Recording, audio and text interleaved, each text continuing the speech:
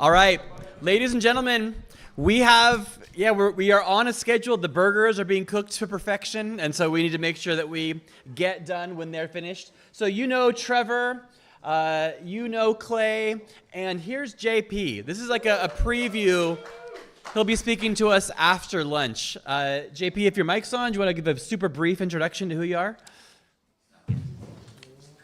My name is JP Walsh from Listowel in County Kerry, and my son Philip, you may know him. He's him and Katie. Philip's my son, so Philip is part of his church, and he's in Los Angeles for the last couple of years. Thanks for your time. Yeah, we'll get him back one of these days when he's had all of his fun.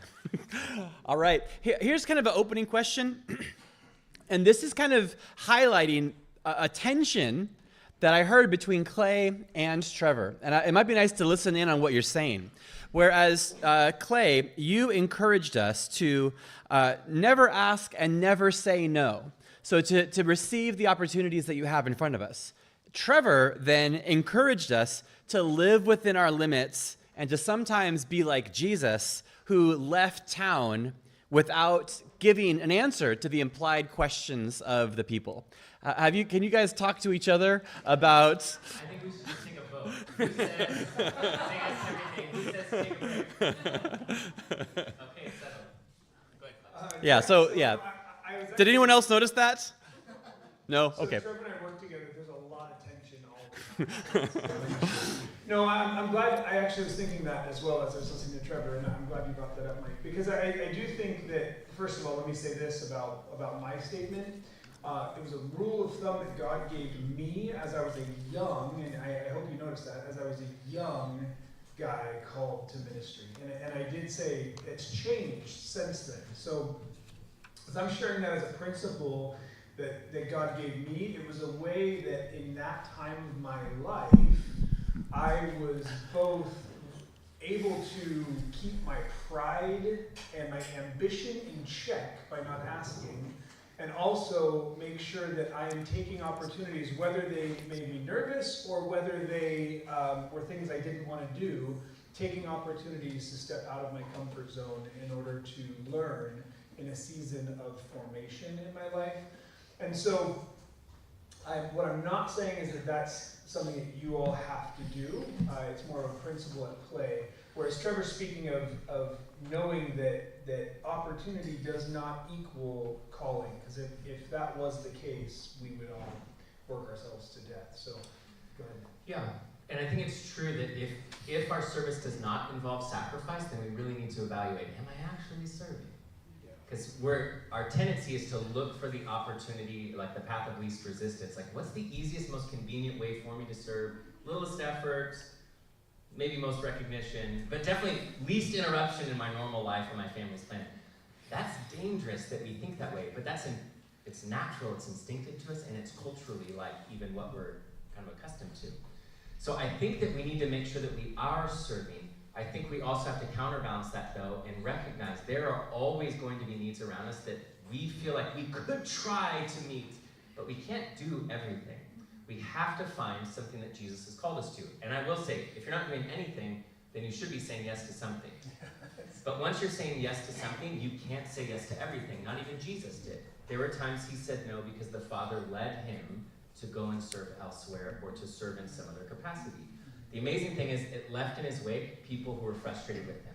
And if even Jesus left sometimes people frustrated or disappointed, then I have to be okay with the fact that sometimes some people will be with me too.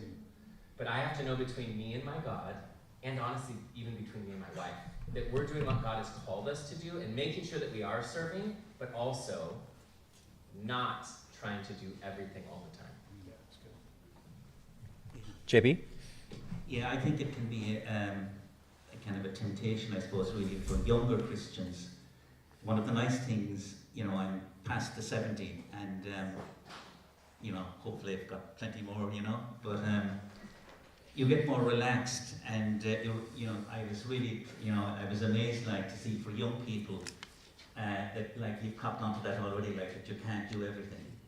And it's taken me, for decades to learn that. And I thank God that I didn't burn out, that we didn't lose the family, you know. But, you know, by God's grace, we're still here, we're still sweet, but that's probably an incredible lesson. You can't do everything. And the key thing really is to function within the call, to know that specific calling that God's calling you to, and relax in that, and go for it. And it's okay, you know, not to be everybody's gift. Just to know that gift that the Holy Spirit has put in your heart. Yeah. And having a good wife as well, to give you good feedback. Okay. Well, yeah, so I have kind of a cluster of questions, and I'm going to organize some of them. There's a theme of disappointment in many of these questions. There is a question, and forgive me for kind of bringing them together. One of them is, how do you deal with disappointment when you don't see the fruit or fruitfulness that you expect?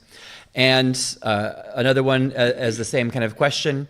And then another question is, how do you deal when you disappoint people, when you're not able to give them what they are coming for? So 2 questions: how do you deal with disappointment yourself? And then how when you're disappointing others? You're a walking disappointment. I feel like Yeah.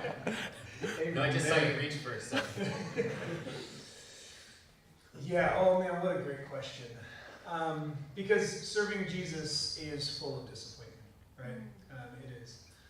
You know what's been a lifeline for me over the years I've served Jesus is just the consistent reminder that it is Jesus that I serve and not people. Okay, and that plays out in a lot of different ways. One of the ways it plays out is that when you don't see the results that you're hoping to see in the people's lives, or in the ministry you're doing, or even if the people that you're serving and pouring your life out to and for, they love you for a minute and then they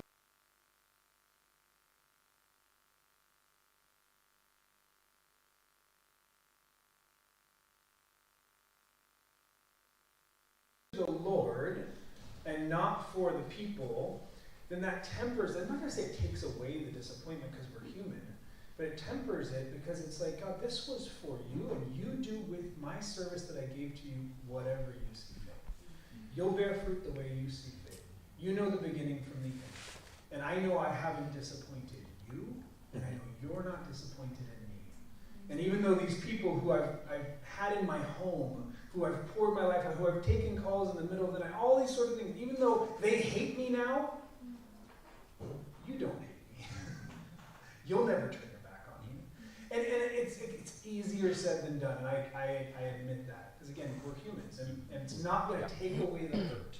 It's not going to take away the sting, but it's going to give the peace and allow us to keep hearts that are tender.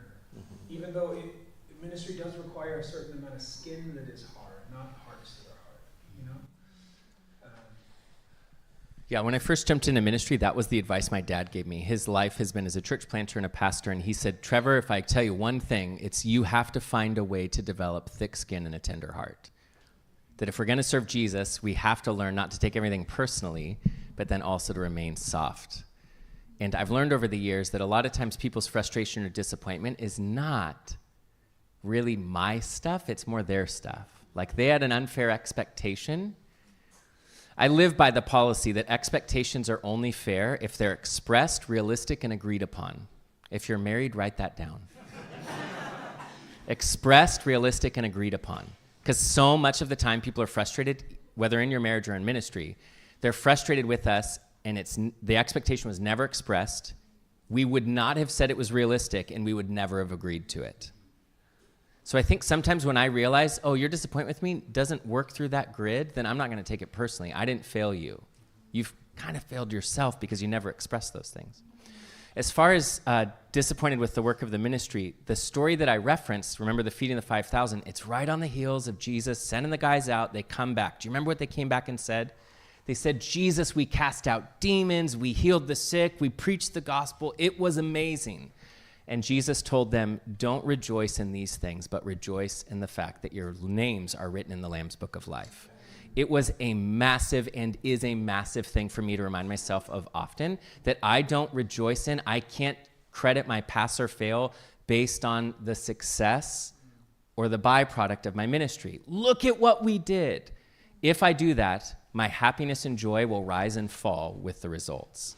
Jesus said, no, rejoice that your name is written in the Lamb's Book of Life. Rejoice that you're a recipient of God's grace. And if it's his grace that saved me and his grace that's working through me, then I always have a reason to rejoice. And my joy and satisfaction in ministry can stay way more stable and not ride the joys and the sorrows, the ups and downs of ministry.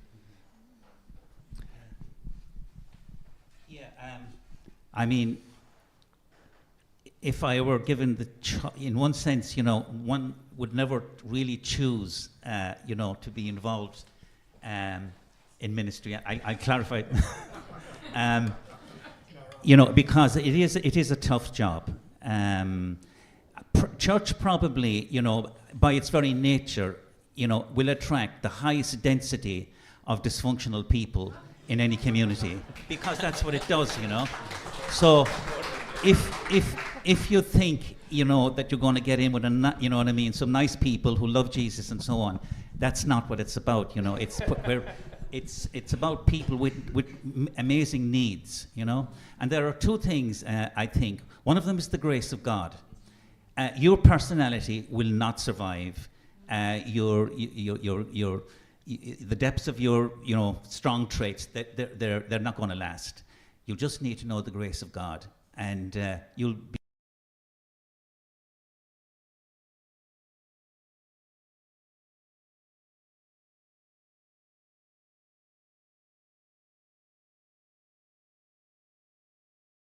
Lots of issues, but it's the grace of God that keeps us going. The second thing is, and I'm going to probably say this a few times, and I don't want to embarrass my wife, but a strong marriage is absolutely key.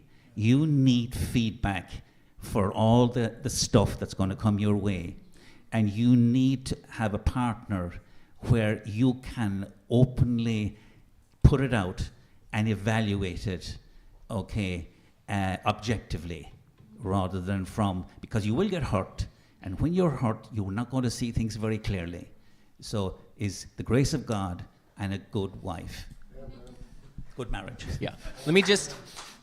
You can clap for that. Can I just put a little asterisk there? I realize not everyone is married, and so now all of a sudden you're like, great. So I got to do this and be sad. Yes. The beauty of a healthy marriage is that you find a companion in it. You find a real friend. Yeah. Like, that's the goal of marriage, right? It's that you find in it real experience, a good friend and a true companion outside of a marriage who can be a gift and benefit to you as you serve, and who can reflect things back to you and tell you the truth even when it's hard to hear.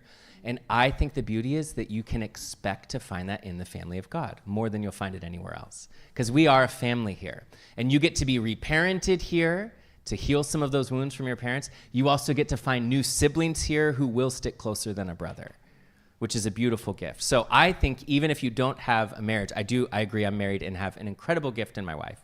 But we also have a single friend who's like an aunt in our life. You have a single friend who's like an extra uncle to your children, that they get to experience the joy and the gift of that kind of friendship, and of a voice that can speak gently but with truth into their life. And so I think we need to make sure that we're committed to do that, not just as married people, but also for our people in our community who are single. Thank you. Yeah, brilliant stuff. So in the final 7 minutes before we're dismissed for our lunch, lot of topics, a lot of questions. I have this menu of excellent questions in front of me. We're not going to be able to get to all of these in this session, but after lunch and then after JP's session, we're going to have another Q&A, and then these will be answered then, in addition to all the other ones that you keep on throwing there, okay? But I want to come back to actually another question about disappointment, because just drill deep into this. So this question speaks about when we say no to somebody, What's a way to say no that doesn't just sound lazy? There's kind of a concern of coming off as lazy or actually being lazy, but how can we have boundaries or limits in a way that is like, it says a biblical way of answering that doesn't make you sound lazy? Now, granted, sometimes you are lazy, but let's say you're not. What's a way to answer that does not sound lazy? I can give you a couple of examples. There's a family in our church whose marriage was really struggling, and their expectation, again, expressed, realistic, agreed upon. Their expectation was every Monday, would you meet with us and spend a couple of hours with us working through our weekly schedule and trying to talk to us about our marriage? And I said, every Monday, a couple of hours. So when in the day? Oh, no, not the day. We work. So it needs to be in the evening. Every Monday, we need you to do this. Kind of going for how long? Well, for the next several months at least until we can get stuff sorted. And I just told them that expectation really isn't realistic because I'm already gone on Wednesday nights for my home group, Thursday night once a month for an elder meeting. I'm helping coach my children's sports team because that's important to them and to me. And I have family commitments every Sunday.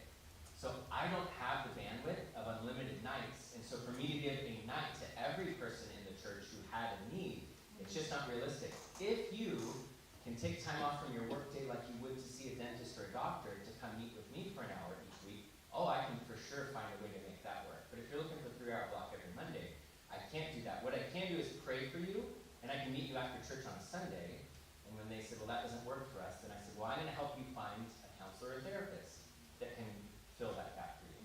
Or there's another situation right now where there's a woman in our church, Miss Gloria. She lives in a retirement community with senior citizens, and she would like for our church to provide a weekly Bible study. In addition to me pastoring the church, I also serve as the city's chaplain in the city we live in. So one day a week, I'm with city's first responders doing ride-alongs and then answering calls from them and requests to show up at different scenes or to be with families or first responders. So I said, I can't add that to my weekly rhythm, and I don't know that we have a staff member who can, but I'm going to pray, and our elder team is going to pray, and we're going to start asking people in the church if God's leading them or how God has burdened them. We're going to pray that God would burden somebody so that they can meet that need. We're validating both those needs were real, but it was unrealistic sometimes what people were expecting. I'm trying to help reshape their expectations, but then to say, I'll help find someone for it, I just know I can't be it. Because I have a family that I want to still love me and a wife who wants to be excited to see me, I can't be there every Monday. Because I already have other commitments in ministry, I can't also be every Thursday at the retirement community for a couple of hours. So it's trying to validate the need and then to talk through expectations, and then I think trying to find someone to meet that need, but not feeling the pressure that it has to be me every time. Yeah, I think that's really good. And I think just to kind of speak to the heart of it as well, not wanting to disappoint or come across lazy and things like that, that very valid, very real, we all feel that. But I think it's important for us to step back for a second and look at our hearts as well and approach a conversation like that or a thing like that, not with a heart to want to defend ourselves and show, no, I'm worthwhile, I'm doing other things, I don't want you to think badly of me because I'm saying no. Because that posture of self-defense or justification, that's going to be cancerous to you. That's going to be so burdensome. And rather use it as an opportunity to shepherd the person that you are called to say no to in a way that communicates, I am a limited, finite person who has to make sure that I'm being obedient to God and the things that I'm doing and not doing. And I am not the answer to your problem, Jesus is. You know what I mean? So that's going to be nuanced. It's going to be different in every circumstance. But rather than giving in to the immediate temptation to justify your own saying no so that you don't look a certain way to the person, there's an opportunity to shepherd that person into understanding who is truly the answer to their question. And it's not ultimately me whether I can meet the need or not. You know what I'm saying? Can I give one other example? And that's that I do look for opportunity. If it's like, man, I don't know where I'd fit that in my schedule, I then look and say, but what could I do with my kids? There's a guy, he's brilliant. He went to school at MIT. The guy cannot do a practical thing to save his life. Like microwaving dinner is too hard of a task. Brilliant guy. You should see his car. It's dinged up on every side. Like, can't drive, can't put furniture together. When he moved to our area, he asked for help. I took my 10-year-old son, and he put together the furniture for the guy as I helped, and the guy watched us. He had never seen a screwdriver in his life. It's some of these situations, visiting a widow. It was me taking one of my kids to go visit a widow who had just gotten out of the hospital and saying, let's go spend some time together, and had a lunch date, and then went and dropped off flowers and checked in. It's me then looking. I can't do this on my own because I need to spend time with my family. But is there a way that my family can do this and that I can show my kids what it looks like for us to love and serve people? If we can blend those, then great. If my family's day needs to be at the ballpark, though, or my wife wants it to be at a different place, then I might not be available that day. But I do think there's creative ways for us, especially who have kids or other people that we can bring along with us to have ministry involve an experience that's shared. All right, more could be said. JP, I want to hear more from you, but I will after lunch. All right, so thank you very much, panelists. Here's what's going to take place. You can clap, yeah. All right, here's